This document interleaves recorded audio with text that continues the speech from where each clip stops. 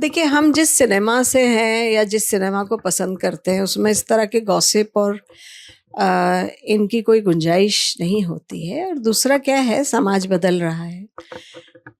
जब स्त्री पुरुष साथ काम करते हैं तो उनमें आकर्षण भी बढ़ता है, एक दूसरे के साथ होते हैं, प्रेम हो जाता है। तो वो सिर्फ फिल्म इंडस्ट्री में होता है ऐसा तो नहीं है।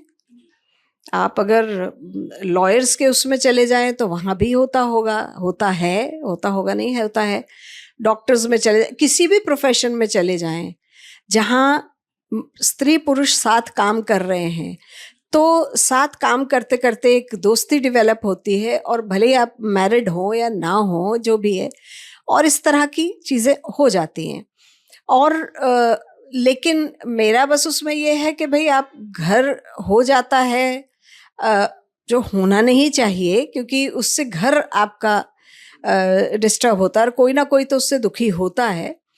लेकिन ये बहुत नेचुरल है कि आप साथ काम करते हैं तो दोस्ती हो जाना।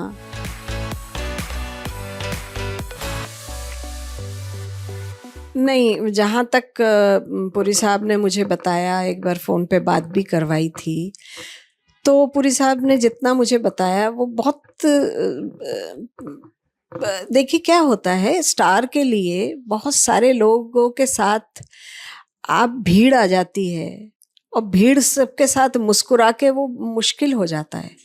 तो कहीं आपको डिस्टेंस क्रिएट करने के लिए आपको एक थोड़ा-सा अपना वो करना पड़ता है। वैसे ज़ाती ज़िंदगी में वो बहुत सहृदय हैं, बहुत कोमल दिल के हैं।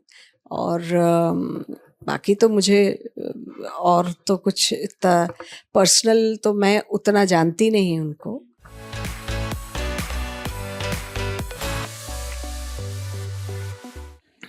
देखिए, कोई भी चीज़ आती है तो उसका अच्छाई और बुराई दोनों साथ ही चलती है। अब आप पल-पल की खबर, आज तो ये हो गया है कि ज़िंदगी इतनी मुझे तो देख के पता नहीं, अब हम पुराने हो गए हैं इसलिए कि पेशेंस ख़त्म कर दिया है।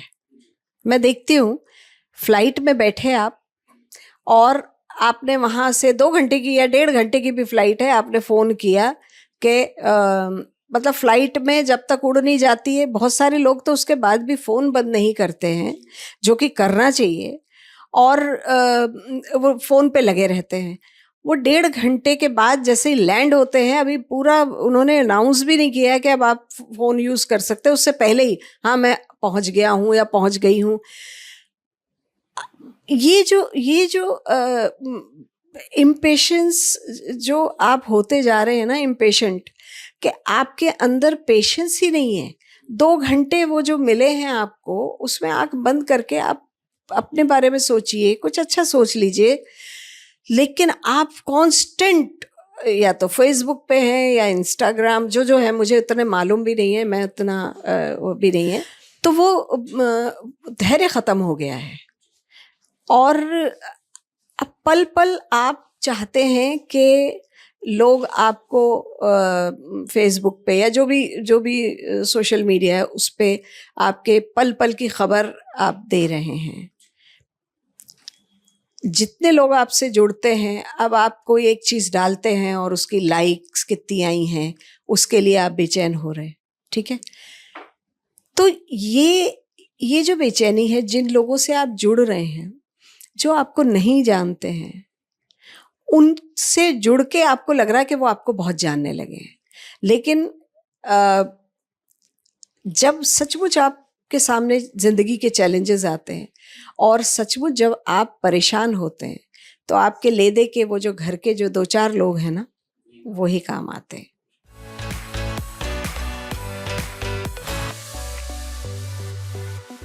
कुछ नया तो नहीं है, वो पिछले 12 साल से केस पे केस किए जा रही हैं।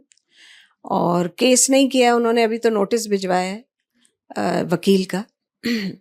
और उन्होंने काफ़ी केसेस किए हैं मुझ पे और पुरी साहब पे, जो हम पिछले मेरे ख़्याल से 12 साल से झेल रहे हैं। और देखते हैं। जोर कितना बाजुए कातिल में है।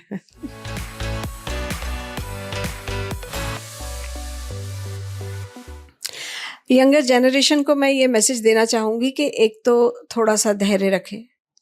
ज़िंदगी फास्ट फूड नहीं है कि तुरंत पिज़्ज़ा और बर्गर आ गया और आप खा लें।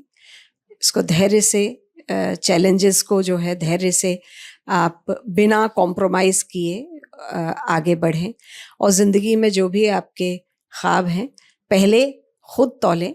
कृष्ण ने कहा है कि मतलब आप कोई भी चीज़ असंभव नहीं है, लेकिन सबसे पहले आप अपनी कुव्वत, आपकी आप केपेबल किस में हैं। ईश्वर ने आपको सबको अपनी कैपेसिटी दी हुई है ना। आज मैं सोचूं कि मैं 100 किलो का वजन उठा लूंगी, मेरी कैपेसिटी नहीं है, ये स्वीकार करना पड़ेगा मुझे। तो आपकी जो कैपेसिटी है उसको सबसे पहले तोलना ज़रूरी है। वो तोलने के बाद ही आप अपने सपनों को साकार करें। दूसरा, थोड़ा सा ये सोशल मीडिया बहुत अच्छी चीज़ है, तो उसका अच्छा ही उसका सदुपयोग करें, दुरुपयोग ना करें। तो ज़िंदगी, क्योंकि यंगस्टर्स के लिए आपने पूछा है तो यंगस्टर्स के लिए मैं बोल रही हूँ। तीसरा, सोशल मीडिया के बदले जो हार्ड कॉपी होती है किताबें पढ़ने की, वो टेस्ट डेवलप करें। और चौथा, मेरी किताब पढ़ें, यूं गुजरी है अब तलक, तो उससे प्रेरणा मिलेगी।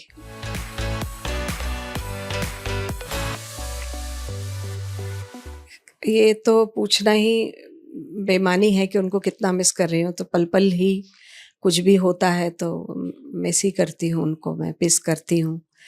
और मुझे लगता है कि वो हैं। और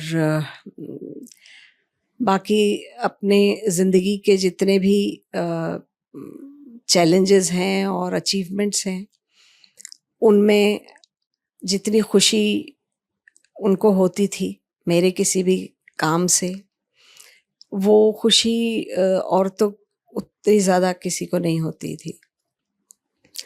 तो मेरे माता पिता और पुरी साहब, यही 3 लोग थे जो अनकंडीशनल इनका प्रेम था। तो उनको मिस करना का तो सवाल पूछना ही बेमानी है कि मैं तो ये, आप बोलेंगे मेरी आँख को आप बंद करके रखें और कितना मिस करती हैं आप देखने को, तो वो विजन थे मेरे, वो तो सब कुछ ही थे। अब नहीं है वो, शारीरिक रूप से नहीं है, वो एक अलग बात है, लेकिन उनकी ऊर्जा मैं महसूस करती हूँ, वो हैं।